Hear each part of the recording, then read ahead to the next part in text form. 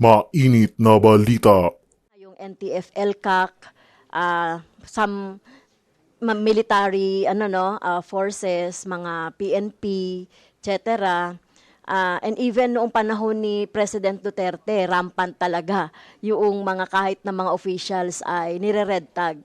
Lalong-lalo na yung mga organization, like yung organisasyon ng mga teachers, organisasyon ng mga government employees, ay talagang rampant yung red tagging. Okay? A while ago, red tagging was mentioned, Mr. Chair. Yes, Your Honor. In the phrase red tagging, who is red? What is red? The CPP, NPA, NDF, Your Honor. Actually, Your Honor, there If are you're sympathetic with the Reds, you can always be tagged as one of them, correct? It may be possible, Your Honor. A while ago, red tagging was mentioned, Mr. Chair. Yes, Your Honor. In the phrase red tagging, who is red? What is red? Red pertains to the communist, Your Honor. Can you be more specific? The CPP, NPA, NDF, Your Honor. Okay. Why would a person or a group be tagged as sympathetic to the red? Why? Well, I think that should be answered by the appropriate agency of the government, Your Honor. Yes, but you committed to study further. Yes, Your Honor. And so probably today, you might have an inkling as to why a person could be tagged as red as well. Actually, Your Honor, there If are you're sympathetic with the Reds, you can always be tagged as one of them, correct? It may be possible, Your Honor. There are instances where tagging is not only because you are sympathetic to the red. Well, based on the accounts of victims, Your Honor, the mere fact that they are serving the people, the poor people in a community, they are already tagged. The mere fact that they are advocating for a certain right, they are already tagged. So it depends on it's not up to the commission to answer the question, Your Honor. It's up to the government agencies involved in the I'm tagging, raising Your this Honor. point, sir, because they can use a defense that we are only trying to help people. Like trying to protect their rights also, your human rights. This representation, for several days already, is fighting for the rights of ABS-CBN workers who have been denied of their rights to compensation, as already ruled by the Supreme Court by way of execution. Until today, they're struggling to get the rightful compensation already awarded by the Supreme Court. Ginawa ko po ito meeting with the NLRC officials themselves, including the Secretary of Labor. But I did that without making any resentment against the government. I did that because I want to help the people. I cannot be red tag, is it not, Mr. Chair? Well, it's an experience, Your Honor. You're not answering my question. I cannot be red tag by doing that. Yes, Your Honor. Yes, thank you. Yun nga po yung gusto kong sabihin. If that group of persons cannot even, let's say, denounce the doings of the NPA, they can be red tagged. And that's understandable. Am I correct? I think we have to make this the If I am term asked- red, Your Honor, If I clear. am asked to denounce, for example, the works of the Reds, and I did not do it, I can be red tagged at hindi ako pwedeng sisihin. Tama po? Well, may mga experiences po ang mga tao na pagka there are instances where people were asked to denounce the CPP, NPA, NDF, and once they refuse, they are tagged. Hindi ho namin ma-deny yun because there are claims. Pero that kung may halimbawa ganyang po ang pangyayari. gagawin nila, yung tulong lang talaga. Huwag mo na silang i-instigate. Sabihin na lang nating tulong lang talaga. Huwag na nating instigate against the government para walang masabi sa atin. Hindi ka mare-red tag, hindi ba, sir? wala ho dapat ma-red tag dahil sa pagtulong sa tao. Yes, sir. Tama po. Kung ginagawa mo rin yung tungkulin mo na wala ka nang binabanggit tungkol sa gobyerno, basta tulong lang, simple lang. Tama ba?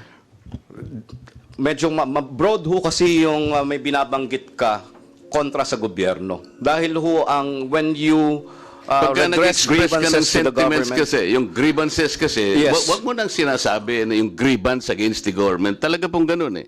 Kailangan nating pagtulong-tulungan ito. Ang government is doing what it can to protect our people. Ganun na lang. agree po ako doon. Kaya lang isa ho sa fundamental rights guaranteed by the Constitution is to redress government for grievances, Your Honor. Yes, sir. And But without- by addressing the government, But your without grievances, Your instilling Honor, in the people, no, yung sentimiento against the government. Yun ang problema lang. That's the point. That's the dividing line. Para lang hindi tayo ma-red tag so that we can keep ourselves from this side, alam natin yung isang side. There should be a dividing line. may I be allowed, Your Honor? Kasi ang issue po sa red tagging is that hindi ho yung grievance eh. Hindi yung grievance because that's a fundamental right. No, but if you are doing The that, fact that- you might not be an objective person to at least go into your commitment later on na makakraft tayo ng batas on red tagging because you are already opinionated. I'm only asking you that we should have a dividing line. Yes, Your Honor, but we have to be clear. What is red? We are very clear about red, it. red is Excuse me. communism, Your Honor. And the mere fact that you are espousing the ideology of communism does not mean you are violating any law. The problem lies in the fact that CPP and NPA NDF was designated as a terrorist under the anti-terror law. And Madam when Chair, you are- last na lang, to cut it short.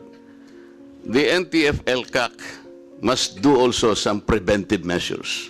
Yes, Your Honor, I agree. In fact, Okay. in Excuse our me. meeting with them, with the Please allow me NTF-LCAC, to first address the chairperson kasi parang nagsagutan na kayo na. Yes. No, so, I'm sorry, Your Honor. The CHR is apologizing already, No. Madam Chair. Can you please state your last question? Yes. I'm trying to stress a point that if we know to observe the dividing line, Madam Chair, you cannot be red tagged. That is the point. Yes, go ahead, Chairman. I agree, Your Honor. Okay. Thank you very much, Madam Chair. Thank Good morning you, po. Madam Chair. Magandang umaga po sa ating lahat, lalong-lalo na po sa ating mga resource person coming from the Commission on Human Rights sa pamumuno po ni Sir Palpalatok.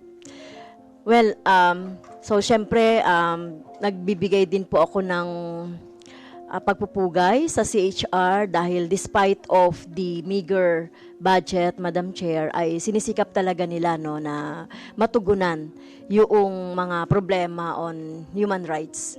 Okay, so saksi din po ako doon sa mga mabilis na pag-action nila doon sa mga idinudulog po natin. Lalong-lalo na example po yung mga profiling ng mga teachers natin dati sa Alliance of Concerned Teachers. Okay? So yung unang topic ko po, Madam Chair, ay yung tungkol sa red tagging. I know kaisa po natin ang CHR doon sa against dito sa mga red tagging based doon sa mga nababasa ko po ng mga statement nila. Okay? At ito po, no, sinabi na po ng Supreme Court, dineclare niya yung red tagging as vilification, labeling, and guilt by association threaten a person's life, right to life, liberty, or security. No, so yung labeling a person red often comes with frequent surveillance, direct harassment, and in some instances, eventual death. So, yun po yung nagiging epekto ng red tagging, Madam Chair. So, sinabi ko kanina na kaisa naman ang CHR do sa position ng Supreme Court. Tama po ba ako? Tama po. Yes. At naniniwala din ba ang CHR na ang red tagging is a dangerous and all government officials and agencies should stop such act? Tama po. Well, nakakalungkot, Madam Chair, kasi itong red tagging na ito, hindi lang ito ginagawa ng mga vigilante or mga individual, maging mga state agents. Babanggitin ko na yung NTF-ELCAC, some military forces, mga PNP, etc. And even noong panahon ni President Duterte, rampant talaga yung mga kahit na mga officials ay nire-red tag.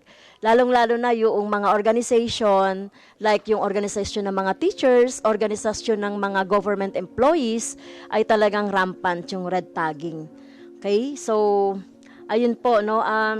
Ano po, pwede bang malaman, Madam Chair, ano po yung mga concrete na mga ginagawa po ng ating komisyon concerning red tagging na mga incidents?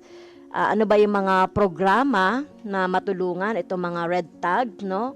Kung mapipigilan ang red tagging sa bansa. So ano-ano po ba yung mga measures, serbisyo, tulong na pwedeng maibigay po ng CHR? Maraming salamat po. Una sa mga kaso na na-file or iniimbestigahan ng Commission on Human Rights concerning red tagging. Iniimbestigahan po yan, tuloy-tuloy po yan, and ang isa sa pinaka-importanting ginagawa ngayon ng komisyon ay nagsasagawa ho kami ng national inquiry on the situation of human rights defenders focused on red tagging. Nagsimula na ho kami noong July, at patuloy ho yung aming national inquiry dito. Ang layunin po niyan ay siyempre mahinto ang red tagging kung meron. At pangalawa, magkaroon tayo ng konkretong definisyon ng kung ano ba ang red tagging o kung tama ba na red tagging ang term na dapat gamitin. At pangatlo, isa sa layunin nito ay makapagrekomenda ng angkop na batas or measure o kung anumang alituntunin upang matugunan ang problema ng red tagging. Bukod ho dyan, ang ginagawa ho ng komisyon ay meron ho kasi kaming modest witness protection program sa komisyon. So kung meron hong pangangailangan ng security, pwede ho kaming magbigay niyan. Pero sa ngayon, I think wala ho kaming ganito ngayong kaso. And also, kung meron hong risk, yun po, kung may risk, witness protection, and also kung kailangan ho ng support, we also provide legal aid to victims. And also we collaborate with local and international human rights organizations para madokumento ho at maipatupad yung accountability ng mga nag-violate. So, thank you, Madam Chair. So, I understand wala pa rin naman po tayong batas, no? Para talagang ma-put into accountability itong mga nagre-red tag. Lalong-lalo na yung mga government officials, mga agencies, at iba pa. Ito, ma-example ako, Madam Chair, no? Ngayon lang ito, August.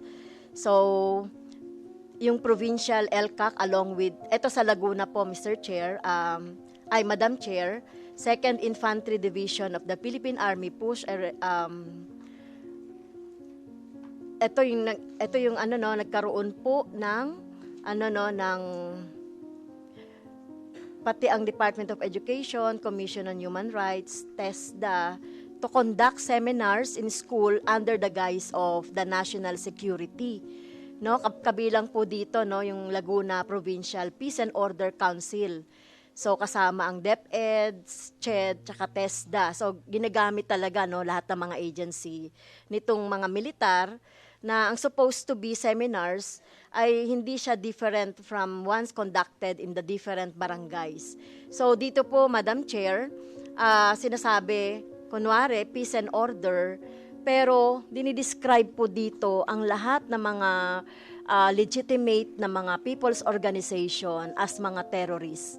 Kabilang na nga dyan yung Gabriela, ang Kilusang Mayo 1, at iba pa, at nire-relate ito, no, nililink doon sa Communist Party of the Philippines. So with this, Madam Chair, nangyayari itong na mga ganitong mga seminars, na mga red tagging. So syempre ang mga tao na nakakadinig nito, kahit ang mga estudyante o mga kabataan nakakarinig nito. So magkakaroon tuloy ng magiging problema doon sa pagtingin dito sa mga legitimate na mga organizations na ito. So nakarating ba ito, Madam Chair, sa ating Commission on Human Rights?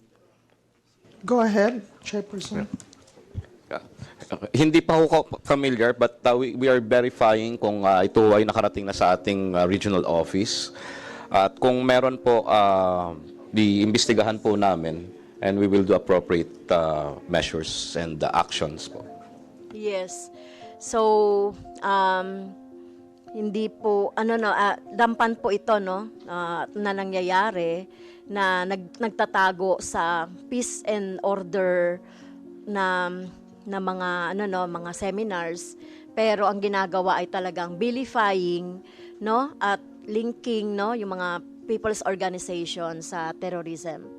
Okay? So siguro ibigay na lang namin yung mga actual na mga incidents, no, may mga nangyari din kasi, and even Madam Chair, yung mga union members dito sa officers ng PhilFoods, Fresh Baked Products, Fuji Electric Philippines, HKR Philippines, Gardenia, dito sa Laguna po ay nakakaranas din po ng red tagging kasi very dangerous ito, no? Ipaglaban mo lang yung iyong karapatan para sa sweldo, para sa karapatan ng pag-uunyon, or yung mga karapatan na dapat na nakukuha ng ating mga manggagawa, ay nire-red tag ka na, no? So, very dangerous itong mga nangyayaring ito.